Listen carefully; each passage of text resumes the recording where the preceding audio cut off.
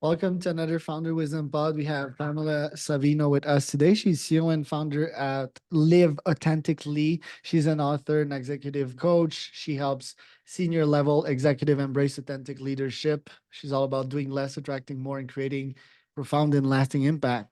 This podcast is brought to you by podfire.com. If you want to start or scale your own podcast, go to podfire.com.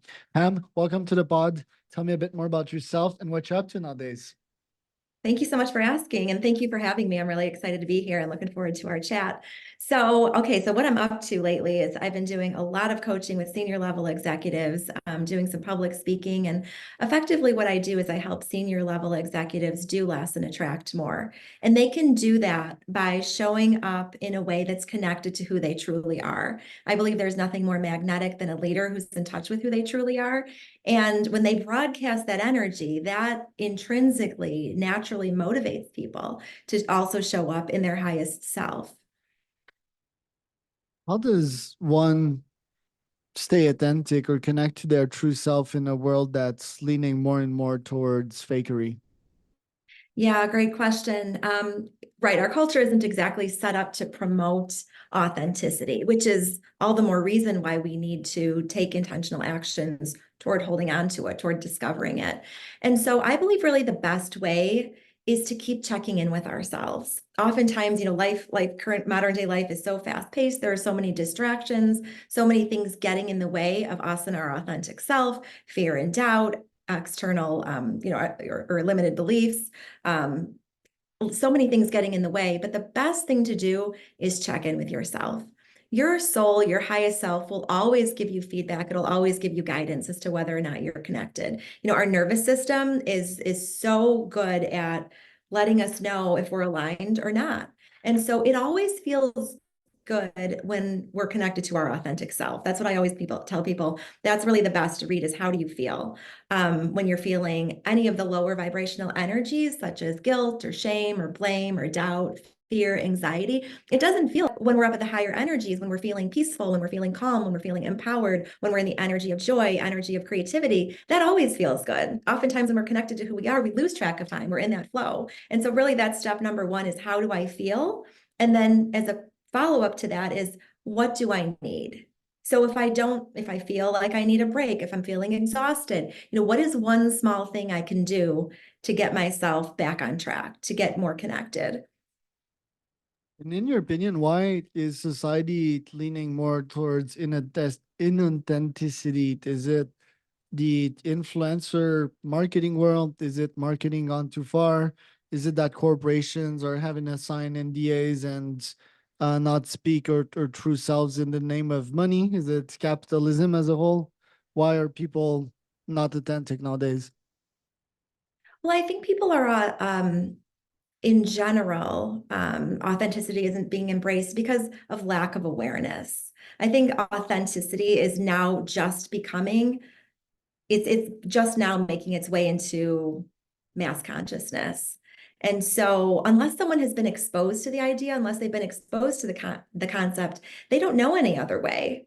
Right? Our society, there's just so much around us. There's so much incoming, so much inbound, so much information.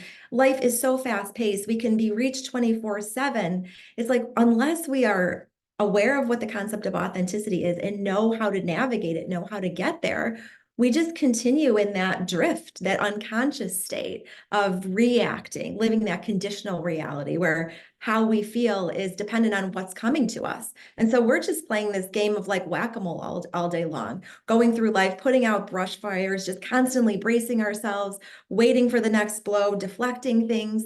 That's not how we live a life full of purpose and meaning.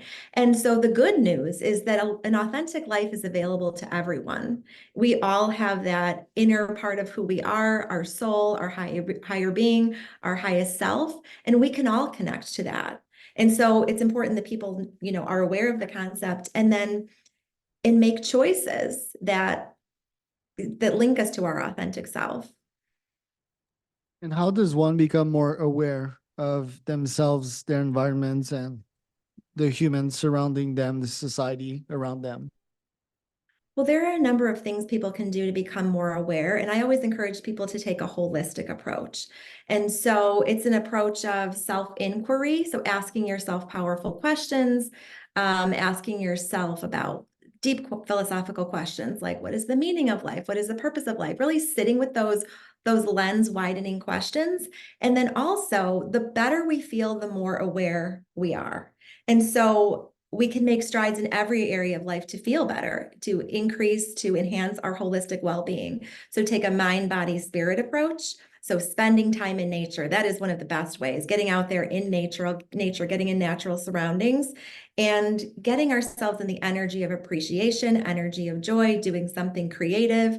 If we're feeling like we're in those lower vibrations, we always have things available to us, like, we can go rest for a little while or meditate. So there's really a very long list of things that we can do. And I always encourage people to develop a menu, have a menu, and operate from that place of inspiration. So what's one small thing I can do right now to feel better? That's really what this is about is, I feel like so many people are really laboring to figure out, how do I create a happy life? And they're thinking about what it looks like rather than what it feels like. And so a happy life really is a series of happy moments strung together. And people are happiest when they feel good, or when they feel like they're at peace with themselves, they're working on the relationship between themselves, between you and you, and relationships with other people, et cetera. So it really is a moment-to-moment practice of training the mind to be at those higher frequencies.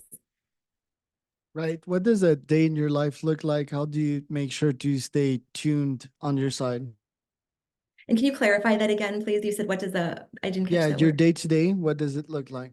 Oh yeah, my day-to-day life. So I love my day-to-day life. I've been very intentional about designing it in a way that's authentic to who I am, congruent with me and who I am. And so as an executive coach, I have a lot of flexibility with regard to my schedule. I've designed it in a way where I have time for all of the things that are important to me. And so that really is step number one in designing my life is I went through and I said, okay, what are my priorities? First and foremost, health and wellness. So every day I spend at least an hour and a half, maybe an hour and 45 minutes on myself, on my health. And that can be a number of different things. Sometimes it's going to the gym. Sometimes it's going for like an 8-mile walk on the trails. Sometimes it includes meditation. It always includes healthy eating. I do all of my own cooking. I don't drink alcohol. There's a lot of things I do to make sure I feel good. I do meditate. I my day-to-day life professionally includes meeting with clients. So I do some calls on Zoom. I'm doing a lot more in person now, getting into public speaking. And then I usually wrap up work by probably like 3 or 4 in the afternoon. And then it's family time in the evening.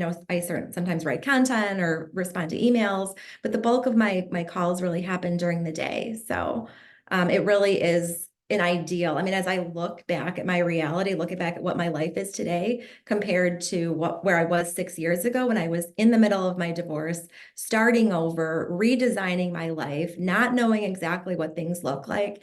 I literally, I mean, and I say this in the spirit of appreciation, pinch myself every single day going, I can't believe this is my reality. I can't believe that, I get to not have to, but like get to work with all of these incredible people, literally from coast to coast. And it's just so much fun. It feels like a spiritual calling. It doesn't feel like a job. And I'm going to take this opportunity to say that I believe that anyone can do this in their life, regardless of what their situation is, regardless of where they're starting from, even if they feel like it's rock bottom. It just takes the smallest amount of willingness. It doesn't even take readiness, it takes willingness. Just a willingness to say, yeah, I'm willing to try something new. I'm willing to try something different. I'm willing to start to trust myself and trust the process, trust the timing, and trust the universe. And when you do that, when you show up with that energy of commitment and energy of trust, what you can accomplish really is just what you used to accomplish is nothing compared to what you can, because what you do when you show up with that energy is you unlock unlimited upside. Divorce, how does one goes through this without losing too many feathers? Yeah, so that was a very transformative process in my life. I have to say early on, I did commit to growth. So I committed to navigating growth or navigating divorce through with a commitment to growth and transformation.